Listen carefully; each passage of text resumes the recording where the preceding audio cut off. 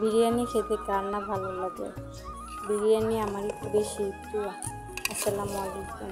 আজকে আপনাদের সাথে শেয়ার করব খাসির মাংস দিয়ে বিরিয়ানি। কার কার বিরিয়ানি পছন্দ ভিডিওতে কমেন্ট করে বলে যাবেন। প্রথমে পেঁয়াজটাকে লাল লাল করে ভেজে তারপরে পরিমাণ মতো আদা রসুন দিয়ে মাংসগুলো আমি একটু কষিয়ে নিয়েছি। এর মধ্যে মশলাও দিয়ে দিয়েছি অফ ক্যামেরার মধ্যে। মাংসগুলো কষানো হয়ে গেলে তারপরে আমি পরিমাণ মতো পানি দিয়ে সিদ্ধ করে দিয়ে দিব। যতক্ষণ পর্যন্ত তেল ভেসে না আসে ততক্ষণ পর্যন্ত কষাবো।